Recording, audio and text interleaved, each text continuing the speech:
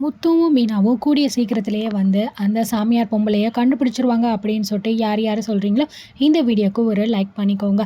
இப்போ முத்துவும், மீனாவும் பார்த்தீங்கன்னா, முத்துக்கு வந்து ஒரு நல்ல வேன் வாங்கணும் அப்படின்னு சொல்லிட்டு வேன் வாங்கிட்டு அங்கே பூஜை பண்ணிகிட்டே இருக்கும்போது, அங்கே வந்து பார்த்தீங்க அப்படின்னா தெரியாதனமா வந்து மீனாவோட தங்கச்சி சீதாவோட தாலிய வந்து ஒரு பொம்பளை வந்து எடுத்துட்டு ஓடிருவா.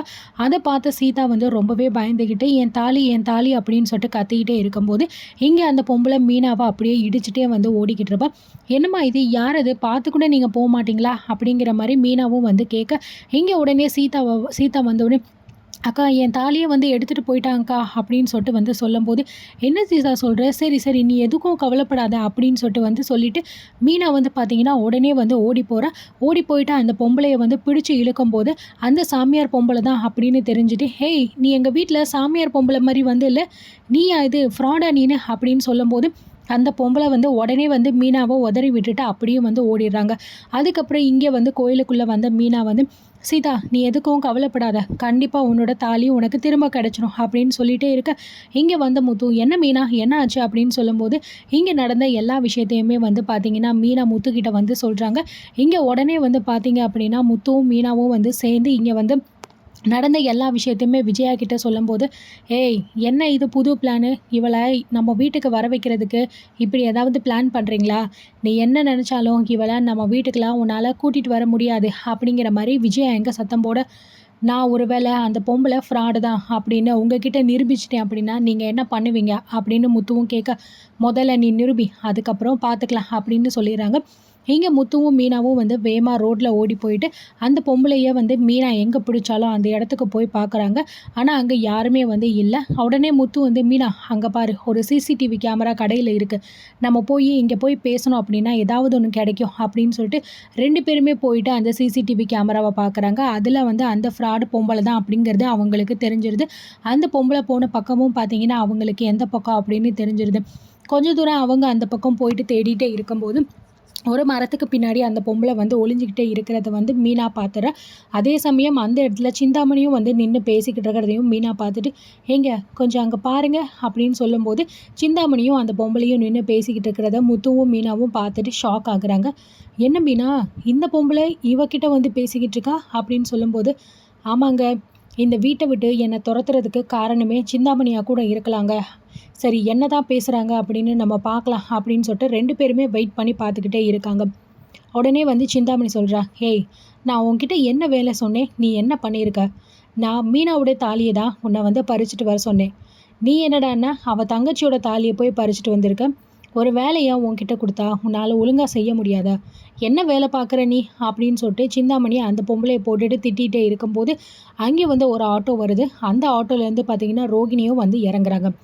இத பார்த்த முத்துவுக்கும், மீனாவுக்கும் பயங்கரமான ஷாக். "என்ன, இவளும் வந்து இறங்கியிருக்காளே!" அப்படின்னு சொல்லிட்டு வந்து யோசிக்கும்போது, உடனே வந்து, "ஆன்ட்டி, என்னாச்சு? எதுக்காக நீங்க இப்போ இவங்கள திட்டிக்கிட்டு இருக்கீங்க போல இருக்கு?"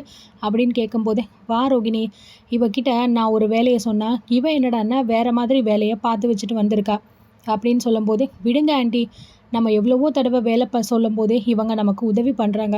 இந்த ஒரு தடவ தானே மிஸ் ஆயிருச்சு, விடுங்க. அந்த மீனாவ வீட்ட விட்டு வெளிய தொரத்தணும்" அப்படின்னு சொல்லிட்டு விஜயா ஆன்ட்டி சொன்னப்போ, நீங்களே வந்து அவங்களுக்கு தெரியாம இப்படி ஒரு ஐடியா பண்ணி அவங்கள வெளிய அனுப்பினீங்க.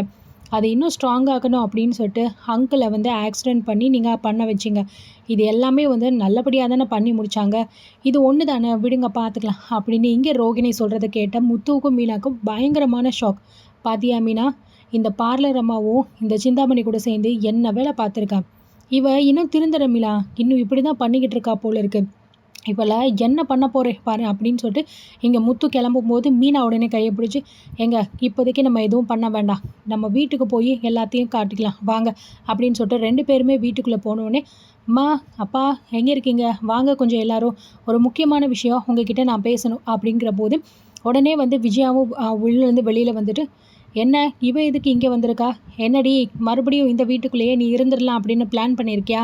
அப்படின்னு சொல்லும்போது, "அம்மா, இங்க பாருங்க, நான் ஒரு முக்கியமான விஷயத்த உங்ககிட்ட காட்ட வந்திருக்கேன். அது மட்டும் இல்லாம மீனா இனிமே இங்க தான் இருக்க போறா" அப்படின்னு சொல்லும்போது, "ஏன், இதுவரைக்கும் இவ இங்க இருந்து பண்ணதெல்லாம் பத்தாதா? என் தாலிய பறிக்கணும் அப்படிங்கிறதுக்காகல இவ மறுபடியும் என்னாலலாம் வீட்டுக்குள்ள சேர்க்க முடியாது" அப்படின்னு சொல்லும்போது, கொஞ்சம் பொறுமையாக இருங்க அப்படின்னு சொல்லிட்டு நான் வந்து சொல்கிறத என்னன்னு கேளுங்க அப்படின்னு சொல்லிட்டு அவன் எடுத்த வீடியோவை வந்து அப்படியே டிவியில் போட்டு காட்டும்போது அதை பார்த்த எல்லாருக்குமே பயங்கரமாக ஷாக் ஆகுது.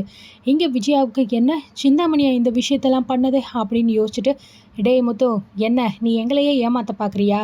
மனோஜ் அன்னைக்கு அந்த ரோகிணி கூட ஆட்டம் போடும்போது அது ஏஐன்னு சொன்னியே, அதே மாதிரி தானே இதுவும் அப்படின்னு சொல்லும்போது, அம்மா நீங்கள் இதெல்லாம் சொல்லுவீங்கன்னு எனக்கு நல்லாவே தெரியும். அதுக்காக தான் உங்ககிட்ட நான் ஆதாரத்தை ப்ரூஃப் பண்ண கூட்டிகிட்டு வந்திருக்கேன். ரோகிணி ரோகிணி அதுக்கப்புறம் சிந்தாமணி அந்த போலி சாமியார் 3 பேரையுமே பார்த்தீங்கன்னா ஸ்ருதி கூட்டிகிட்டு வந்திருப்பா. பலகுரலே அப்படின்னு சொல்லிட்டு சொல்லும்போது 3 பேருமே உள்ளே கூட்டிகிட்டு வந்துடுறாங்க. உள்ளே வந்து சிந்தாமணி உடனே ட்ராமாவை ஆரம்பிக்கிறான். பார்த்தீங்களா மாஸ்டர், உங்கள் புள்ள என்னென்ன வேலை பார்க்குறான்னு, செவனேன்னு இருந்தவளை என்னை கூட்டிகிட்டு வந்து என்னென்னமோ சொல்ல வைக்கிறான் மாஸ்டர் அப்படின்னு சொல்லும்போது, டேய் எதுக்குடா இப்போ சிந்தாமணியை கூட்டிகிட்டு வந்து இப்படிலாம் மிரட்டுற அப்படின்னு சொல்லும்போது, உடனே முத்து வந்து சிந்தாமணியை பார்த்து ஓங்கி ஒரு அறை விட்டோடனே அதை பார்த்து பயந்த இங்கே சாமியாரம்மா நடந்த எல்லா உண்மையுமே ஒன்று விடாமல் அப்படியே சொல்லிடுறாங்க. இதுக்கெல்லாம் காரணம் சிந்தாமணி தான் அப்படின்னு சொல்லிட்டு. இதை கேட்ட வந்து விஜயா ரொம்ப ரொம்ப பயங்கரமாக ஷாக் ஆகி, என்ன சிந்தாமணி இந்த பொம்பளை என்னென்னமோ சொல்கிறா, அப்போது இவள் ஃப்ராடா, எதுக்கு நீங்கள் இப்படிலாம் வந்து பண்ணீங்க அப்படின்னு சொல்லிட்டு கேட்கும்போது அவளுக்கு என்ன சொல்கிறதுனே தெரியாமல் முழிச்சுக்கிட்டு இருக்கா. இதை கேட்ட அண்ணாமலை, பாத்தியா விஜயா, இப்படிப்பட்ட கேவலமான புத்தி இருக்கிறவங்க கூடலாம் நீ பழக்கம் வச்சுருக்க. இவங்க கூடலாம் பழகாதுன்னு உன்கிட்ட அன்னைக்கே சொன்னேன். நீ கேட்காம இவ சொன்ன அப்படிங்கிறதுக்காக மீனாவை வீட்டை விட்டு வெளியே அனுப்பி அவளை கஷ்டப்படுத்தினேன். ச்சே, இவளா ஒரு பொம்பளையா அப்படின்னு சொல்லிட்டு வந்து சொல்லும்போது, உடனே பார்த்தீங்க அப்படின்னா இங்கே வந்து சிந்தாமணி கிட்ட தான் இவங்க வீட்டு பத்திரம் இருக்குது. உடனே வந்து மனோஜும், அம்மா இவங்க கிட்ட தான்மா நம்ம வீட்டு பத்திரம் இருக்குது. நீ அவசரப்பட்டு இவங்களை ஏதாவது சொல்லிட்ட அப்படின்னா அதுக்கப்புறம் அந்த உண்மை வீட்டில் இருக்கிற எல்லாருக்கும் தெரிஞ்சிச்சுன்னா நமக்கு தான்மா பிரச்சனை அப்படின்னு மனோஜ் சொல்லும்போது, என்னடா மனோஜ், அம்மா காதில் என்னத்தை ஊதிக்கிட்டு இருக்க, எங்ககிட்டயே கொஞ்சம் சொல்லலாம்ல அப்படின்னு சொல்லும்போது, அதை அவெல்லாம் ஒன்றுமே வந்து சொல்லலை, சரி ஏதோ இவங்க தெரியாமல் வந்து பண்ணிட்டாங்க, மீனா இந்த வீட்டில் இருந்துக்கலாம், நான் ஒன்றும் சொல்லலை, நீயும் அது தானே விரும்புகிற அப்படிங்கிற மாதிரி சொல்லும்போது முத்துவுக்கு சந்தேகம் வருது. என்ன சிந்தாமணி இவ்வளோ பெரிய விஷயம் பண்ணியிருக்கு, ஆனால் எதுவுமே அம்மா சொல்ல மாட்டேங்குதே, ஒரு வேளை வேறு ஏதாவது விஷயத்தில் மாட்டியிருப்பாங்களோ அப்படின்னு நினச்சிட்டு வந்து அப்படியே விட்டுடுறாங்க. மீனா, இனிமேல் நீ இந்த வீட்டை விட்டு எங்கேயும் போகக்கூடாது, இந்த வீட்டில் மட்டும்தான் நீ இருக்கிற, வா நம்ம போய் உடனே உன்னோட பேகு துணிமணி எல்லாத்தையும் எடுத்துகிட்டு வந்துடலாம் அப்படின்னு சொல்லும்போது, இங்கே அண்ணாமலையோ, ஆமாம்மா மீனா, இதுக்கப்புறம் நீ இந்த வீட்டை விட்டு எங்கேயும் போகக்கூடாது, இனிமேல் யார் என்ன சதி பண்ணாலும் சரி அதெல்லாம் நான் வந்து கேட்கவே மாட்டேன், இந்த வீட்டில் மட்டும்தாம்மா நீ கண்டிப்பாக வந்து இருக்கணும் அப்படின்னு சொல்லிட்டு வந்து பார்த்தீங்கன்னா அண்ணாமலையும் சொல்லிடுறாங்க. இதை கேட்ட முத்துவும் மீனாவும் ரொம்பவே சந்தோஷப்படுறாங்க. இங்கே விஜயா பார்த்தீங்க அப்படின்னா சிந்தாமணி கிட்ட வந்து என்ன பேசுறது பதில் சொல்கிறது அப்படின்னு தெரியாமையே வந்து முழிச்சுக்கிட்டே இருக்காங்க. இதோட இன்றைக்கான எபிசோட் வந்து முடிக்கிறாங்க. இது போல் இன்னும் சுவாரஸ்யமான நிறைய எபிசோட்ஸை நீங்கள் பார்த்து தெரிஞ்சுக்கணும் அப்படின்னு நினைக்கிறீங்க அப்படின்னா நம்ம சேனலை மறக்காமல் நீங்கள் சப்ஸ்கிரைப் பண்ணி வச்சுக்கோங்க. அண்ட் இதை பற்றி நீங்கள் என்ன நினைக்கிறீங்க அப்படிங்கிறத கமெண்ட்டில் வந்து சொல்லுங்கள். முத்துவும் மீனாவும் பண்ண இந்த விஷயம் வந்து சரியாக இருக்கா, அது மட்டும் இல்லாமல் சீக்கிரமாக இந்த விஷயங்கள் நடந்துச்சு அப்படின்னா நீங்கள் என்ன நினைக்கிறீங்க அப்படிங்கிறதையும் கண்டிப்பாக கமெண்ட்டில் வந்து சொல்லுங்கள்.